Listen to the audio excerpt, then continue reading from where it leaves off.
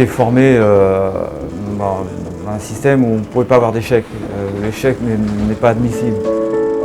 Peine calette, tête dure comme on dit du côté du Cap Sizun. Quand le jeune Cariou sort 3e de sa promotion de l'école des Mousses à Brest, il ne le sait pas encore, mais sa carrière sera en bois. Peut-être que le gamin de 6 ans qui tenait la barre du Viking pour pêcher le homard dans le Ratsin l'a toujours su, lui. Allez savoir. Il y aura donc le mutin, le contre de la Marine nationale, puis l'étoile, la goélette école, de la toile et du bout de bâton pavillon français. De retour dans le civil, ça sera le Bélème. Et aujourd'hui, un nouveau défi, un défi de taille. Je me suis dit à un moment donné, si tu dis non, tu vas t'en vouloir toute ta vie. Pour un marin, c'était l'Everest un peu, et aussi responsabilité énorme. 80 marins à bord, sur un navire du XVIIIe siècle, réputé assez difficile à l'époque, et non pas sans risque. Et comment maîtriser une frégate en fait, du XVIIIe qui était armée par 200 marins aujourd'hui, avec pratiquement 2 fois moins de monde, et plus du tout aussi compétent. Alors bien sûr, il y a la navigation, les obligations légales et administratives, et ce voyage en Amérique, qui est dans toutes les têtes.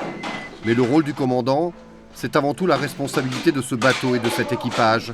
Confiance, encouragement, fermeté, bienveillance. La gestion des hommes n'est pas chose aisée, fruit d'une longue expérience, et sur l'Hermione, plus que n'importe où ailleurs.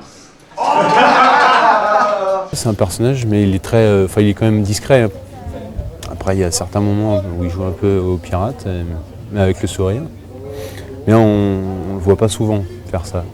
On le voit plus sérieux. 245. En tant que commandant, tout seul on ne fait rien à bord, ça on le sait bien depuis longtemps.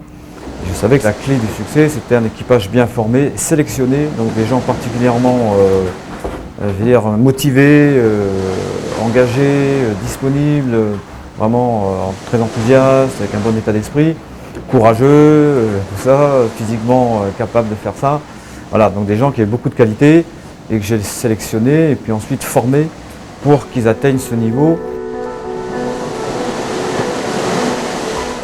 Les côtes charentaises seront bientôt en vue, alors on prépare déjà la frégate pour son retour à Rochefort. Il faut descendre voiles et vergues, caler bas-les-mâts pour passer sous le pont du Martrou. Yann Cariou sait que le travail ne va pas manquer cet hiver pour préparer la grande traversée. Mais dans les hamacs, c'est sûr, on a déjà des rêves de statue de la liberté.